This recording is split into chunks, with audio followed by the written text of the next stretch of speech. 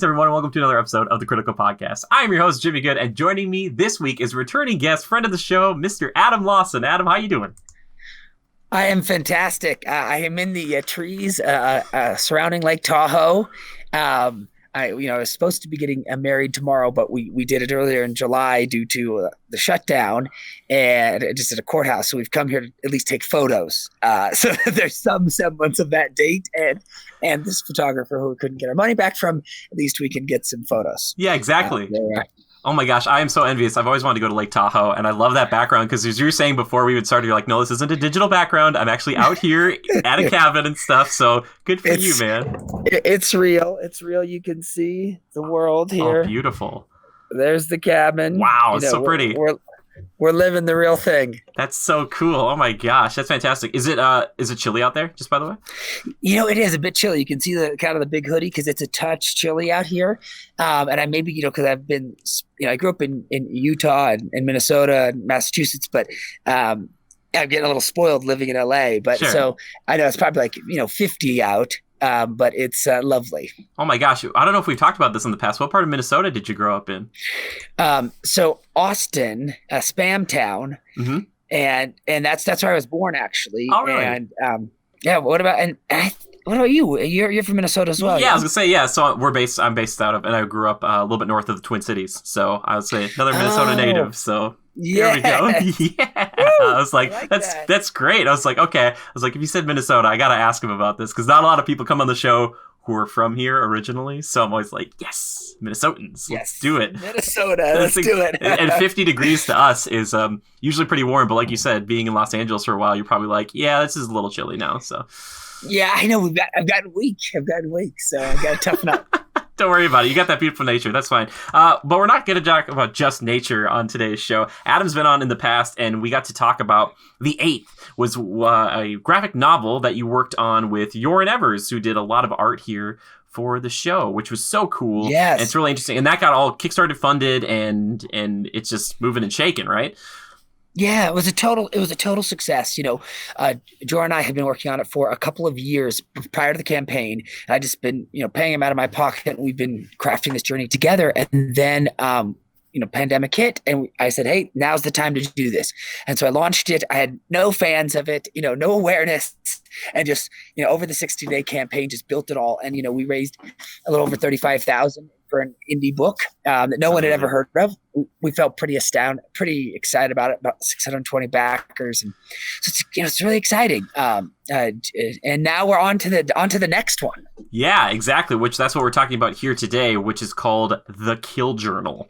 And I won't spoil anything here, but we're going to talk about it, I think, in more broad strokes. But I got to see a little bit of it, got to read some of kind of the early parts of it too. And I was reading through it, and it kind of ended on a cliffhanger, and I was like, oh my gosh. And then I was like, okay, I see, you got me, Adam. But this is another dark tale, wouldn't you say? Like, it kind of not in the exact same style as The Eighth, but there's definitely some crossover, right? Wouldn't you say?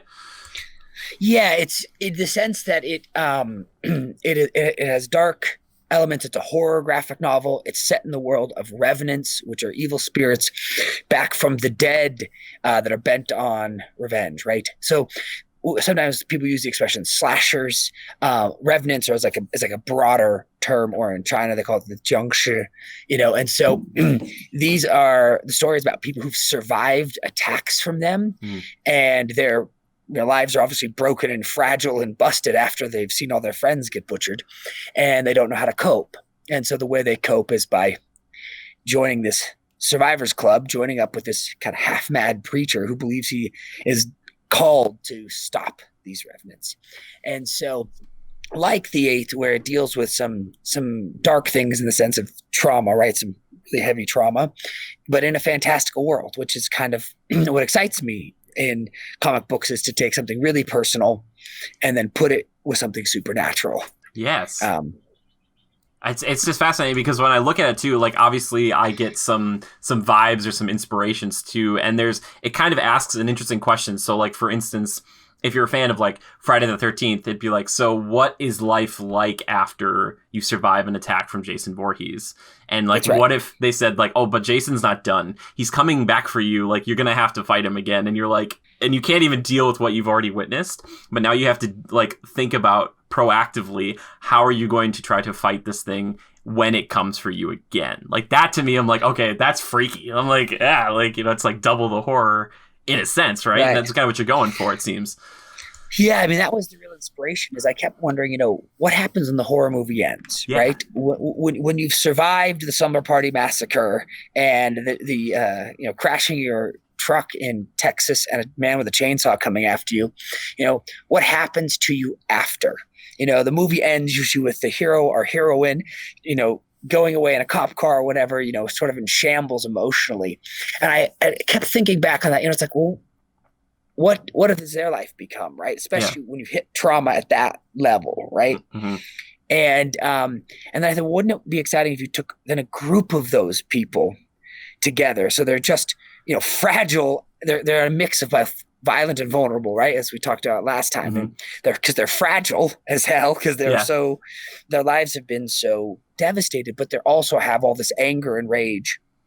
And then you put them on a path to hunt down these revenants. So instead, you know, of, you know, the cheerleader in the shower and a revenant comes for them, it's a cheerleader in the shower, but she's got a shotgun underneath her towel. Yeah. And she's done the research to know how this guy moves and maybe understands his past, and it's coordinated with somebody else so they can take him down. But that also brings the question is like, how do you kill a revenant, right? Like you don't just kill it because there's something supernatural about them, right? You can hit them with a truck and they get back up. You can shoot them in the head and they seem to keep on functioning. And I loved this, you know, this idea about how because they're a spirit that's back, even if you kill them, the spirit problem isn't solved. Yes. So it can just the physical form just keeps continuing because you haven't solved the spiritual problem. Yeah. If that makes sense. That makes perfect sense. And so, which is why they always come back for sequels, right? Yeah. Or because the spiritual problem hasn't been remedied. And so in this tale, you know, how they discover how to actually take out a revenant on a permanent basis is they've got to figure out the origin. You know, how is this revenant made? Because the revenants in some way are a product of society, right? They're a product of somebody with maybe some darkness in them, and then they've been abused, and those two things together form this monster. And then, but to kill them, you can't, like you're saying, to shoot them, you've got to learn their past, discover their origin, how they were made, and learn their weaknesses, and then build a trap. Now, in a simple example with Jason Voorhees, right, you have to take him back to Camp Crystal Lake and drown him like he was when he was a kid. And so, or you deal with his mother and some of the other tales. But so then it's upon the survivors when they're hunting one of these things is to go into all that mythos around them and then build a custom booby trap. Yeah. Which is tough because you're going to use people as bait. Some of the survivors are going to have to dress up and do things to be bait.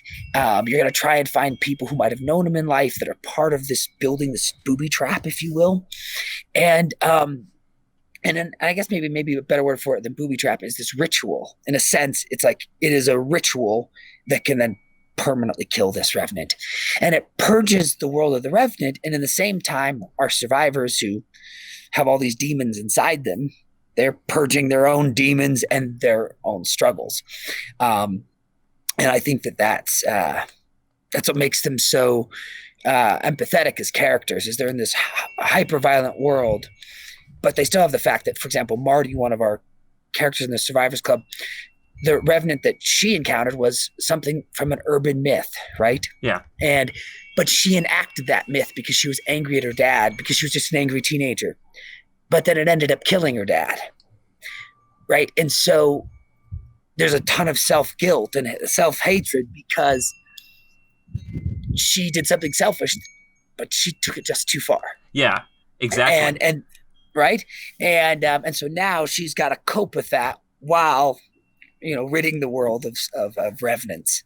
So yeah. It's interesting because, like, for me, I like to kind of draw these parallels or kind of allegories to other things. And this is, like, the feeling I'm getting is this kind of combination of something like a follow-up sequel, like you said, to these horror movies, like an It 2, or like the more recent Halloween, where like Jamie Lee Curtis has been training for years when Michael Myers is supposed to come back. But then also like The Boys, where you have like, how would you kill a superhero? How would you kill like a supernatural, like haunted being? And like trying to like put those two things together. And I think that's really compelling and fascinating, because it's like something I haven't really seen the combination of to this extent yet.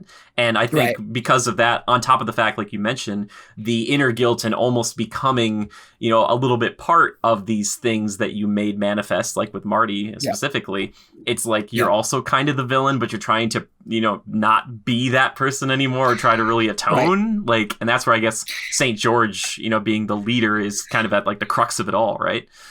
Right. I love how you said that, the word atone, right? Because they're really trying to seek some sort of atonement, right?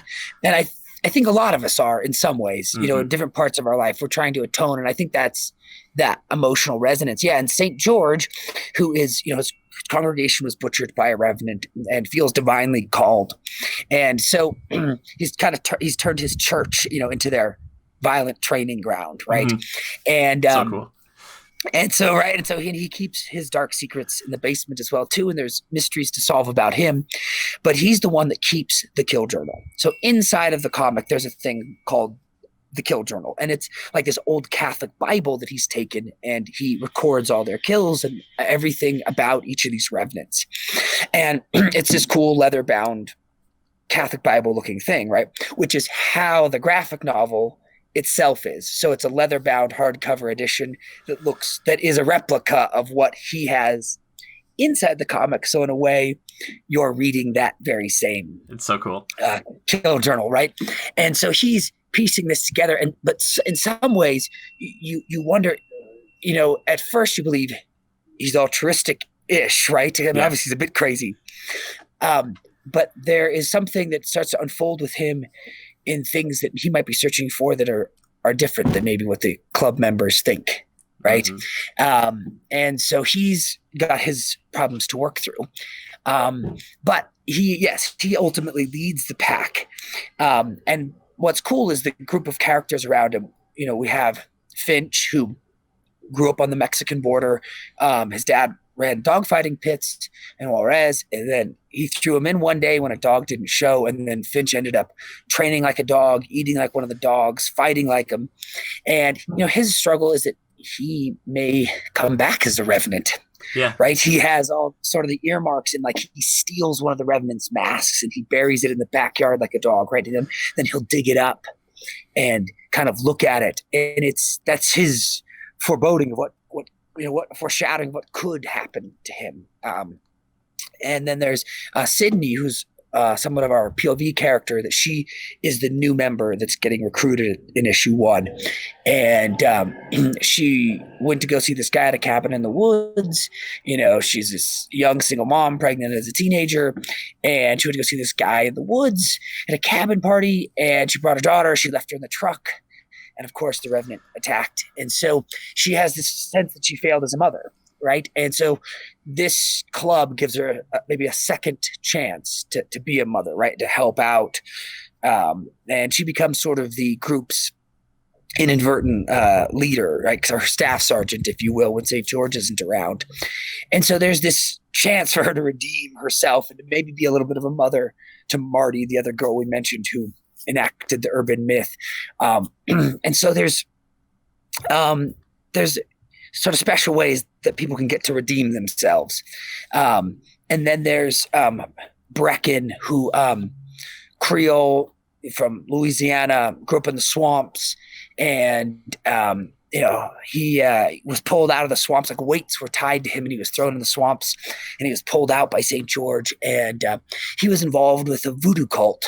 And it gave him a very dark past that he keeps very secret from the others. He's the least open, and he and Sydney begin a romance.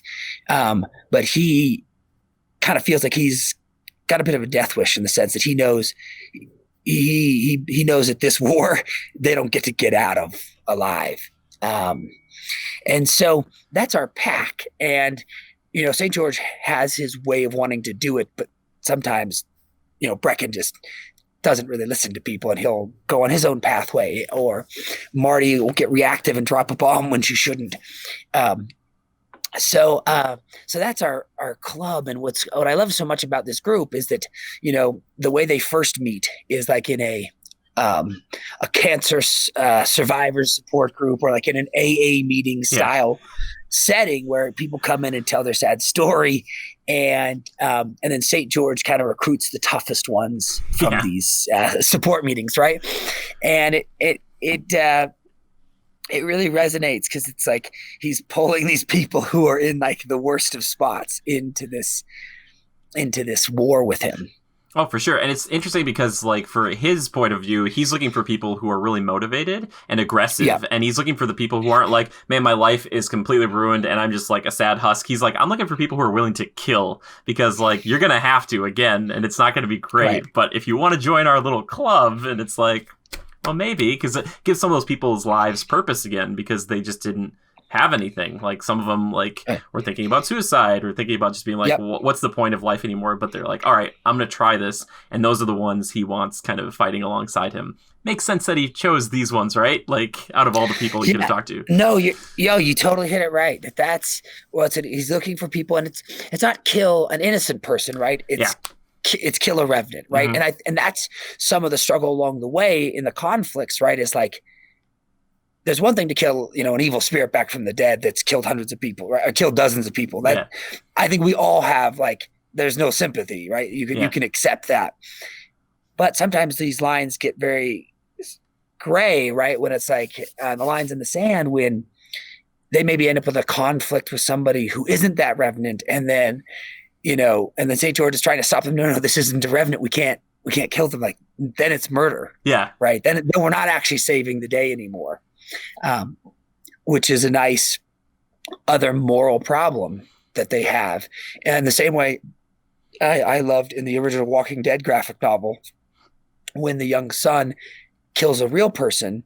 He'd been killing zombies, and then he kills a real person, and how he was just crying because he's like, "Wait, Dad, it's so different because it's a person." Mm-hmm. It's a shame that never really ended up in the series. Yeah, exactly. The series, Yeah. but those original books were really something special. Oh, totally. Yeah, it's like I remember in the first maybe like episode or two where they talk about like someone was a donor and they're basically just trying to cover themselves in somebody like to make the zombies not notice them, and so they're like, oh, well, hey, this person was a donor, so like it's like there was some sort of emotion to it, but now it's like none of that matters. This is like any person out there, you see another person, kill them as quickly as you can. You can't trust another living being at all. Yeah, absolutely. They played it out. Yeah, for sure. Yeah, but I love that you basically have these characters who have this moral kind of gray in them, but then also get introduced to other morally gray situations like that, right, where I think it makes it more compelling because I know some of the problems I've had with more big budget things recently, some characters, especially heroes, that have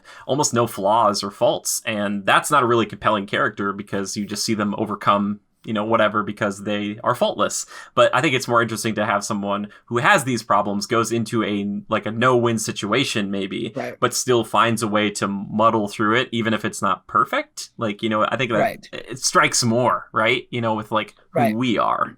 So, yeah. right. And I agree. And I like that so much as you could, in the eighth as well. That's what I was about too, is crafting these characters. That oftentimes I feel like maybe in bigger box, comic books or superhero tales, there's a fear in accepting that these people actually have weaknesses, and not just weaknesses, but like negative traits. Sure. Yeah. Yep. Right. That like the Black Panther is amazing all the time. Thor is amazing all the time, but it's like, what if actually Thor had an anger issue, and sometimes he hurt people he liked as well, and he had an abusive streak, and he was trying to get a hold of that, but he couldn't lots of times. I mean, but that's not what we get. We get Chris Hemsworth, who's lovely and handsome, and everybody looks good naked and all those things, and but he's not struggling with a real issue that might come from somebody who actually practices violence. Yep. Right. Like, the soldiers and cops and these people are the most likely to commit acts of domestic violence just because they live in a ultra violent setting normally. Right. Yeah. Or I shouldn't say the most, but are more likely. And so, I think that's, though you don't get to explore those with those tales, and that's fine. because they nobody's crying over Disney's paychecks, Yeah. and so they Yeah. got plenty of money. They're fine. But with these stories, we get to experience that, right? Yeah. Where people have actually kind of dangerous weaknesses or true faults Mhm. versus just they didn't see, they weren't humble enough or something, real shallow in a weakness, right? Yeah, exactly. It reminds me a little bit of like how Hulk used to be in comics and the movies a little, and then they just kind of got rid of that. Like, I love the idea of someone on the team who's a good guy, but then at any moment could just snap and be your worst enemy, and you're like, guys, no, our big gun is turned on us. Like, I think that's so compelling. It's so much cooler. I know, right? I loved it. Yeah. Right. And I loved it in the early TV shows how he was, Bruce Banner was struggling with this anger. Like he was struggling with a real concern.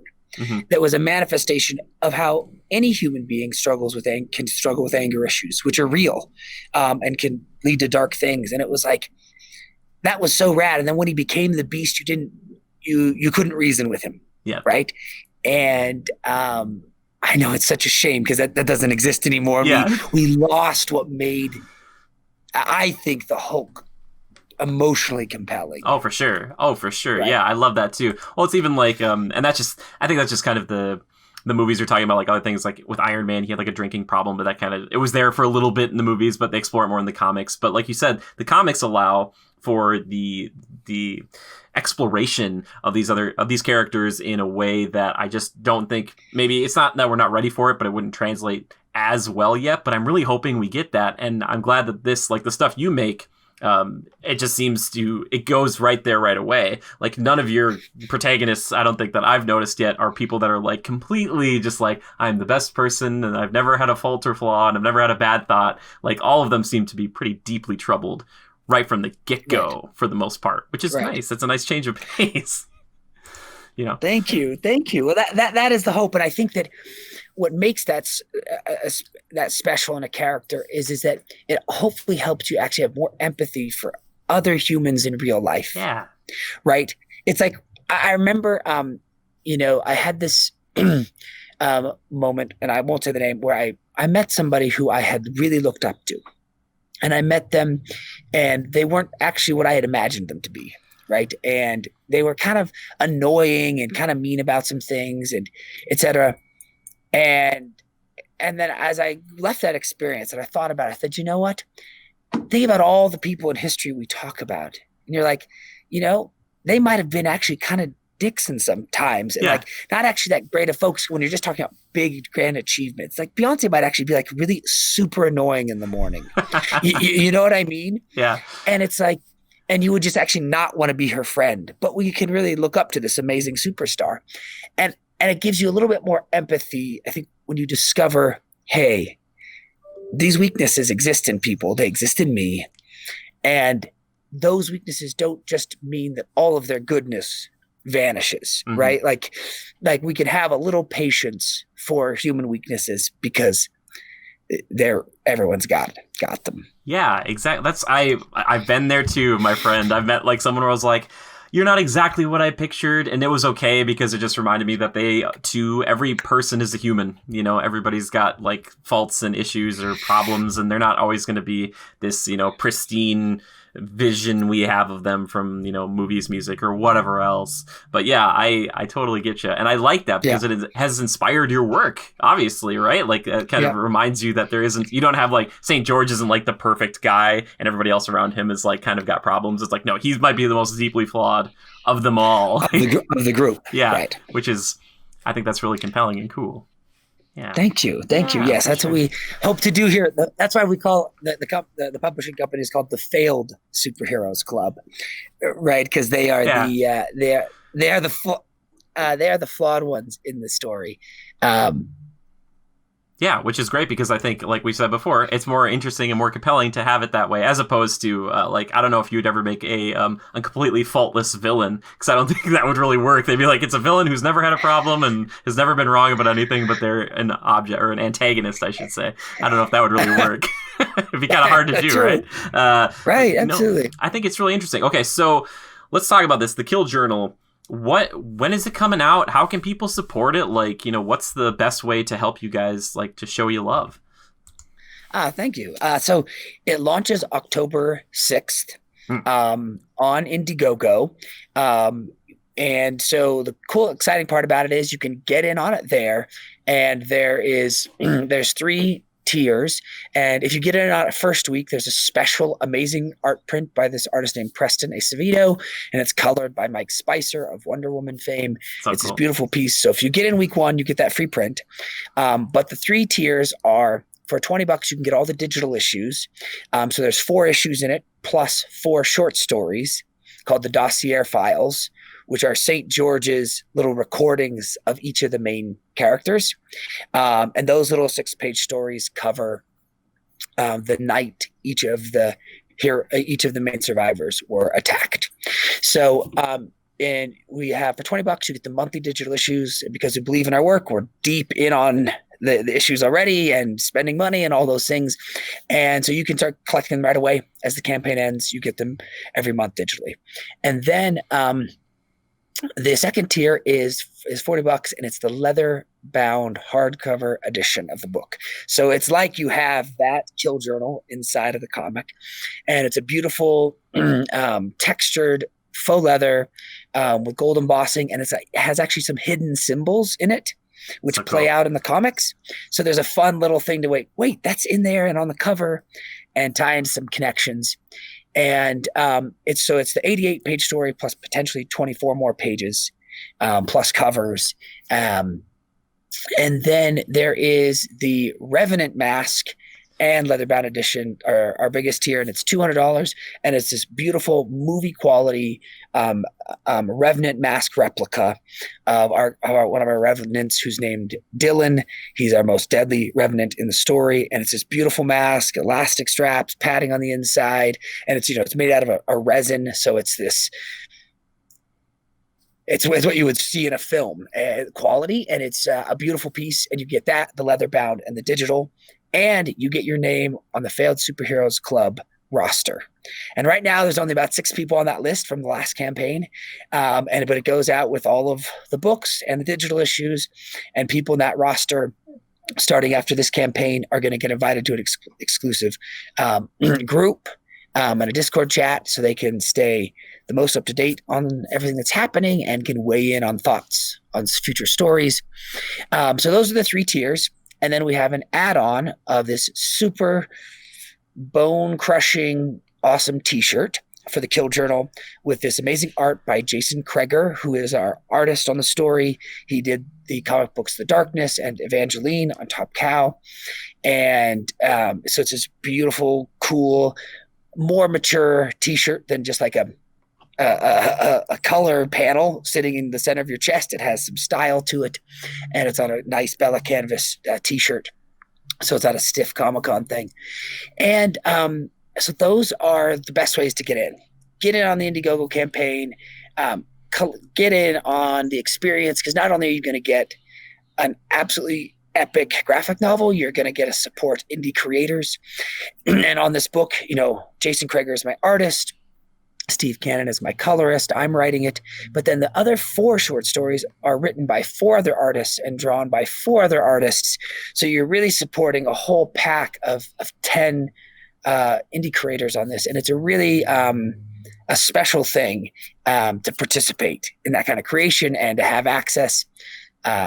So that's how you get in. That's so cool. It's a collaboration. And I think, we always say this here too. We're a small group, and, sharing stuff around is the best way to help people. So if you support it, and even if you do support it or you can't support it, just sharing it around to show other people who might be interested in it, that can help a lot, because you never know what that domino is going to hit, and one share leads to another and to another and to another. So that kind of stuff really helps a lot. And I will be linking all this information down in the description down below, and I'll be tweeting about it as well as it goes on to show our love, because Adam's a friend, and I like supporting groups like this. Yeah, for sure. No, it's so I love it, and obviously I know Yorin from the 8th and stuff, so looking at that, I was like, oh yeah, this is very familiar to me. But this stuff, from what I've seen, obviously kind of like we said, similar tone in some respects, but very different, and a very completely different art style. And I'm really curious to see what all the other art styles look like too. So it's a really cool project, and it's a perfect time of year to be releasing something like this or working on something like this, right?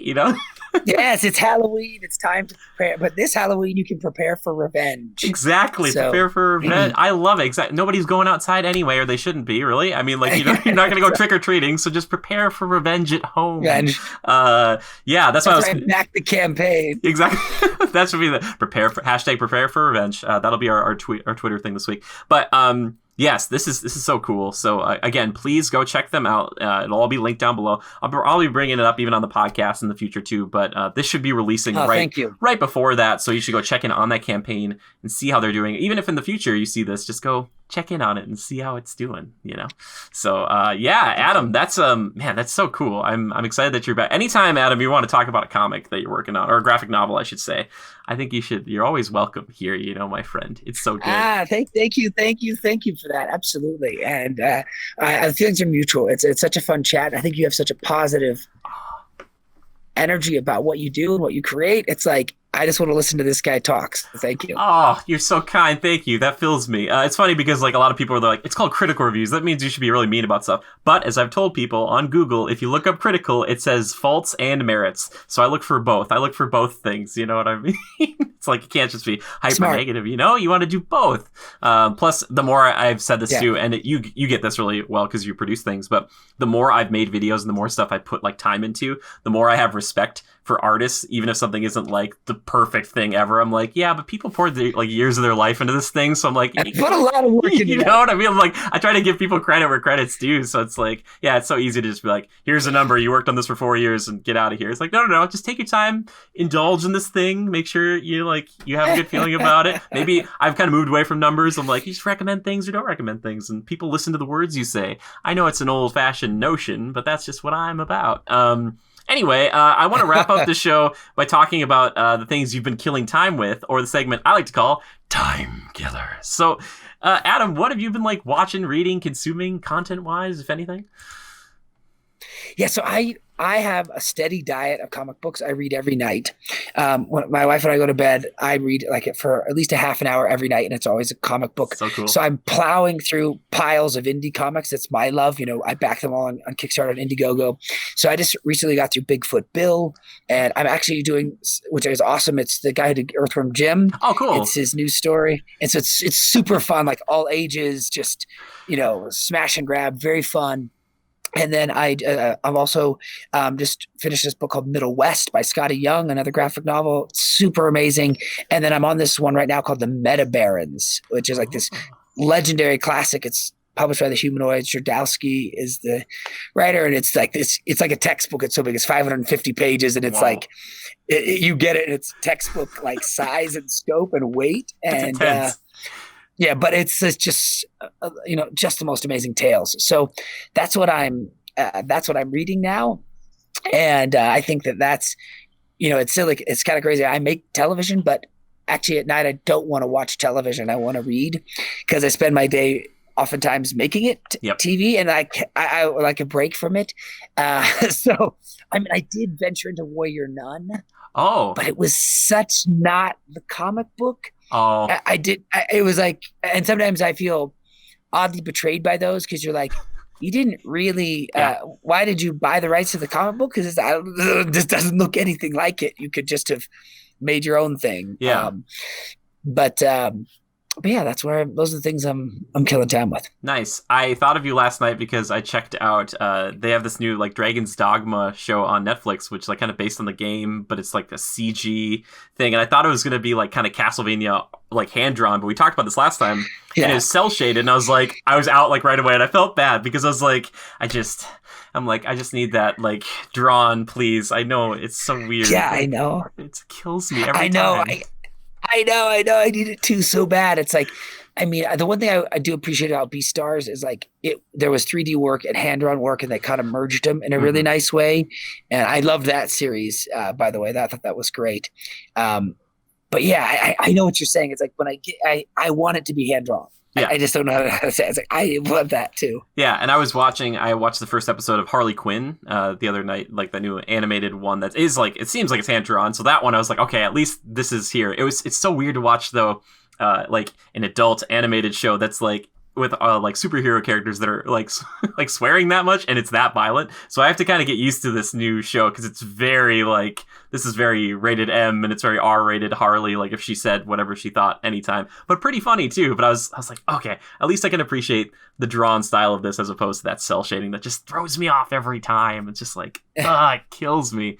I want to like Dragon Prince. I really do. Okay. Yeah. Every time I see you, I'm gonna bring that up. And be like, Adam, I want to, man, but I just can't. I can't do it. I can't do it. It's like, thank goodness for anime and other stuff that are still doing that. But well, that's cool, man. Well, again, thank you for being on the show. This has been so much fun chatting with you. It always is. Yeah. And again, thank you, brother. Yeah. Oh, for sure. And again, like I said, the second or third time, all the links will be down below so you can find this stuff out. And please go check out all the stuff that he's working on. And if you guys ever if you want to see him back on the show, or if you have another topic for a future week or whatever else, all you have to do is tweet the hashtag Critical Podcast. You can tweet at GoCritical or at me personally. I'm at JimmyGood013. However, if you'd like to tweet at Mr. Lawson over there and tell him how great he is, where can they find you? On Twitter at Failed Superhero, or on Instagram at Failed Superheroes Club, or on Facebook Failed Superheroes Club as well. You can find me in any of those three places. I answer them all, and come hang out. Come get into the world. Yeah, well, mostly what I do on the show here at the end is plug myself. We have like the Twitch and the Instagram and all that stuff, and you'll probably see the Patreon hop up there. However, this week I really would hope, instead of supporting us, please go consider supporting Adam and the group over working on the Kill Journal. So don't worry about me this week.